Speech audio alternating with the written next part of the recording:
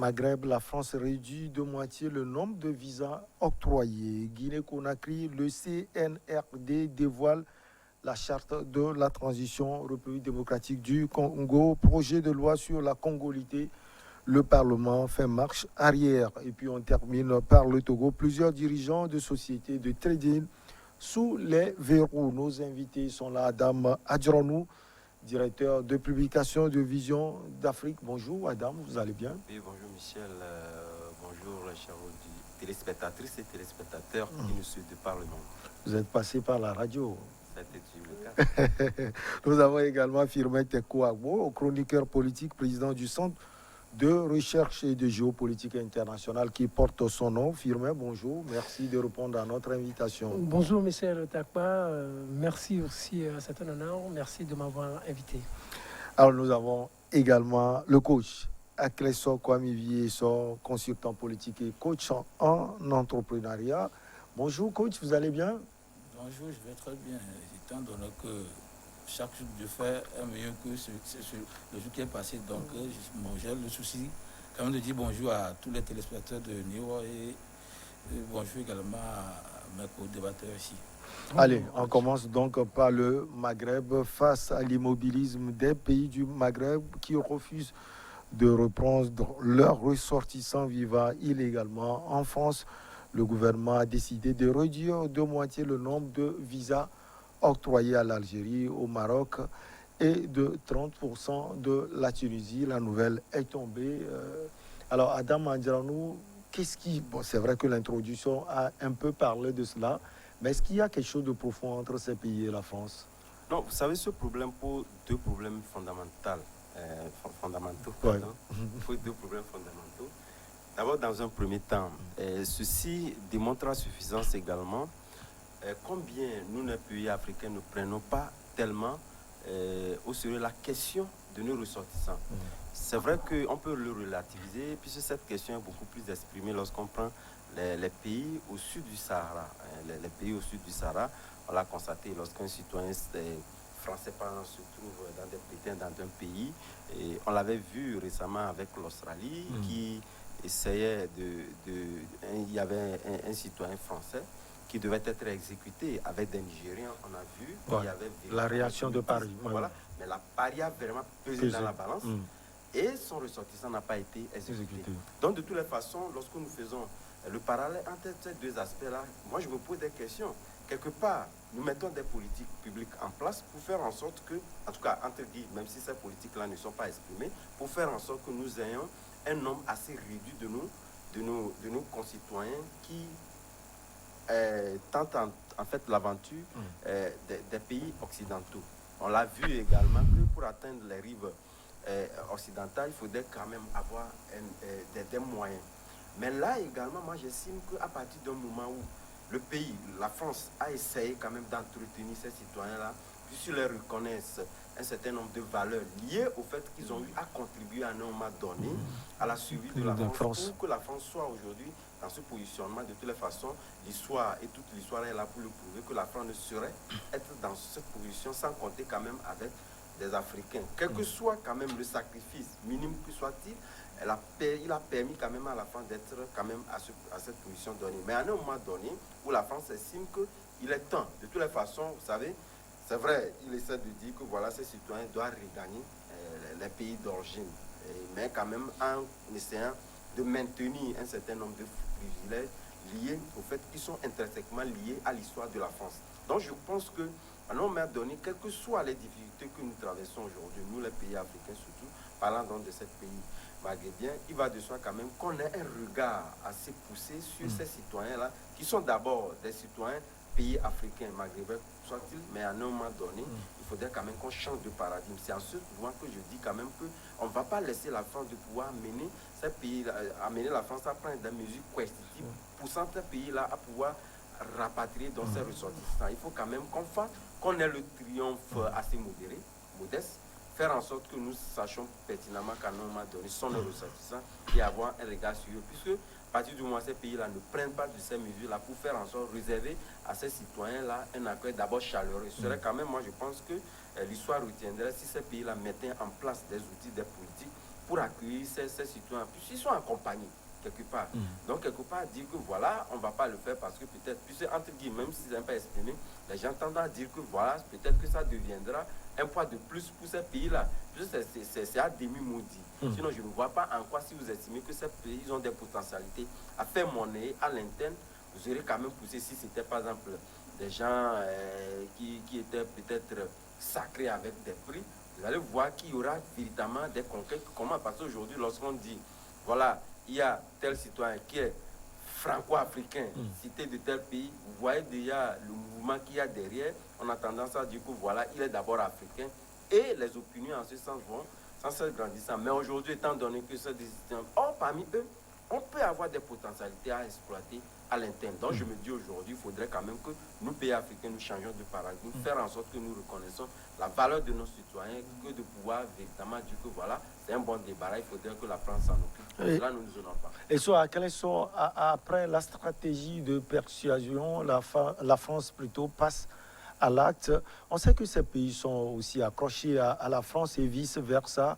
Quel impact cette décision peut avoir sur l'Algérie, par exemple, sur le Maroc et sur la Tunisie? Quand nous vérifions le nombre de visas donnés, en fait, pour toute l'Afrique, les Maghrébins prennent la majeure partie, 60 jusqu'à 70%.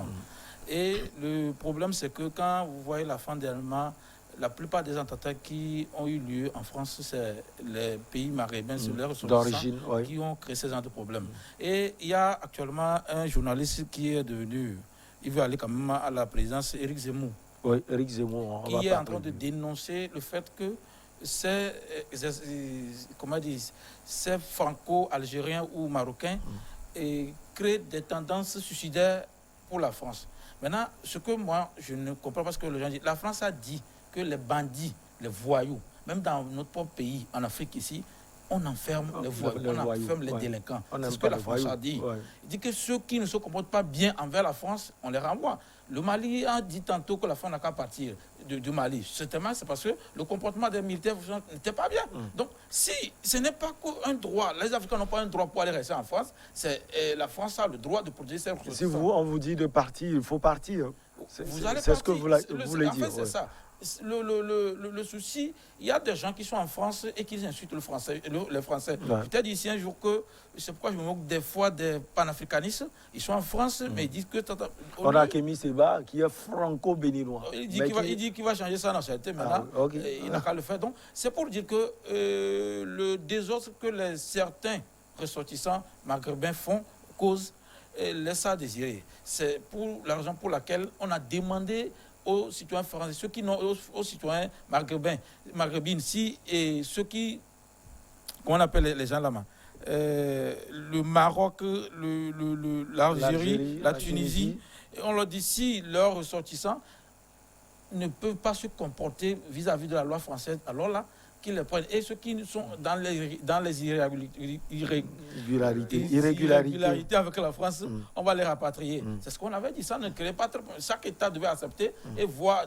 D'abord, il y a des ambassades qui doivent conseiller leurs ressortissants et vérifier. S'ils n'ont pas de papier, c'est normal qu'on les renvoie. Moi, je ne sais pas pourquoi les Africains veulent créer toute une polémique là-dessus. Parce que, quelle que soit la situation maghrébine, eux-mêmes, ils ne se comportent pas comme Africains. Quand vous allez au Maghreb, il y a une différence. D'ailleurs, même dans les mosquées, moi j'ai des amis qui sont en Tunisie, les étudiants, quand dans la même mosquée, ils sont revenus, le Tunisien sort, qu'il ne peut pas prier avec lui. Donc, eux, ils sont en Afrique, mais ils se comportent comme un Africain. Et ce n'est pas le cas français qui doit être trop alarmant. La Suisse d'Afrique, entre-temps, on a chassé les Nigériens, on a tué les gens, on a fait. Pourquoi? Quand c'est l'Africain qui se comporte bizarre comme son frère, on se tème. Pour dire que, en fait, moi, j'en ai ras. Bon, la France est un pays souverain. Elle peut faire ce qu'elle veut si vous n'arrangez pas sa politique. Et aussi, on dit que les étrangers ont tendance à faire oublier le prénom français. C'est pourquoi je ne suis pas pro-Zemmour, mais moi, c'est ce qu'il dit qui m'intéresse.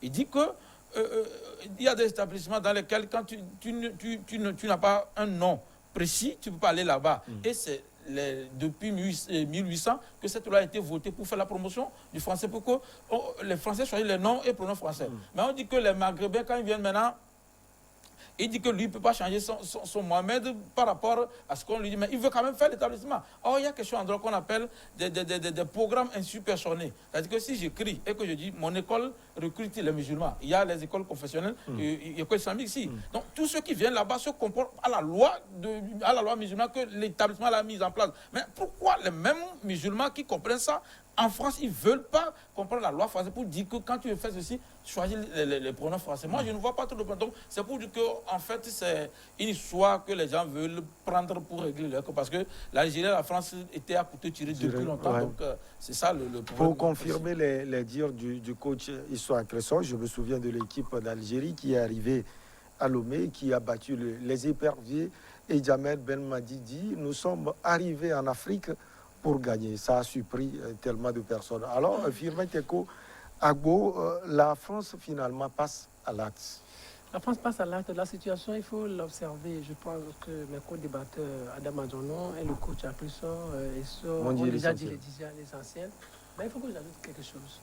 La France, ce qui se passe, apprécie la situation objectivement. Mais les Africains l'apprécient subjectivement. Ce que la France dit, moi je suis, c'est mon territoire. Et il y a des gens que je veux sur mon territoire et d'autres que je ne veux pas. C'est la plus noble des choses.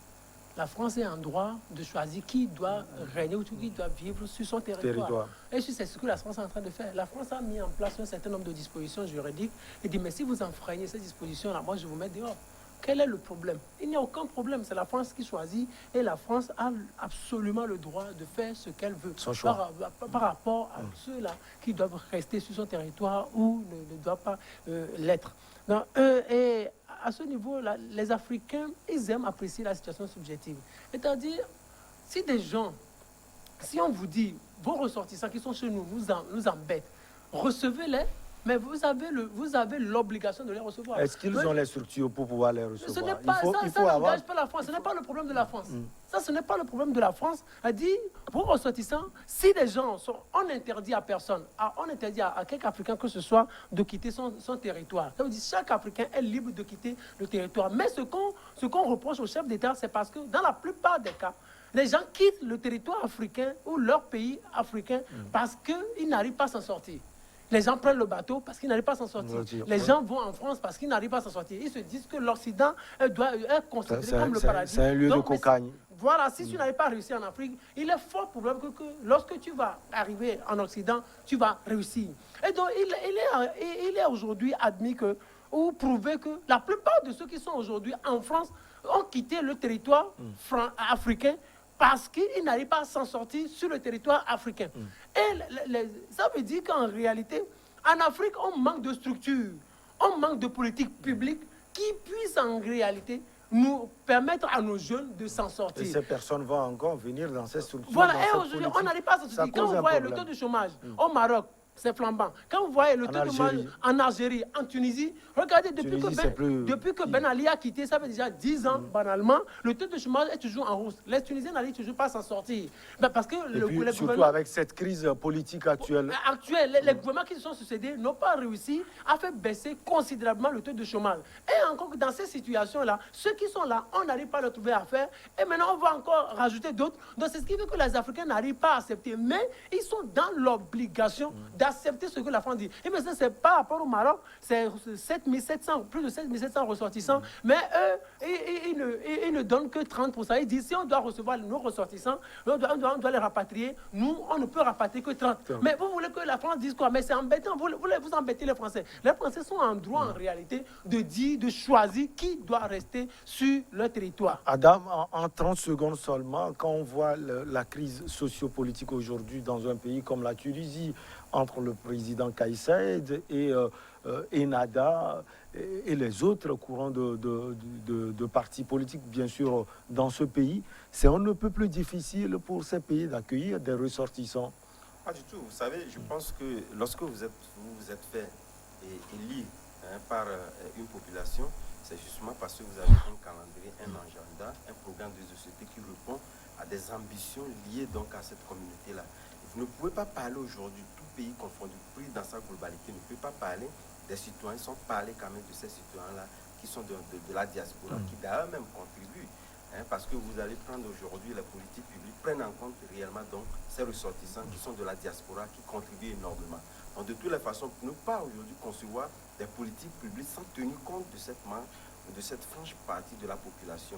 De toute évidence, je pense que si ce président de la Tunisie est élu, il est élu également, tenant compte véritablement donc des aspirations profondes aussi bien de la population interne que la population externe. Mais il n'y a pas de raison qu'on dise aujourd'hui la situation sociopolitique du pays est assez alarmante. Donc, de toute évidence, cela ne peut pas vous permettre de la prendre en compte. C'est une politique globalisante qui prenne également en compte ces peuples. On va marquer la petite pause. On revient après parler de la Guinée-Conakry et de la charte qui est sortie.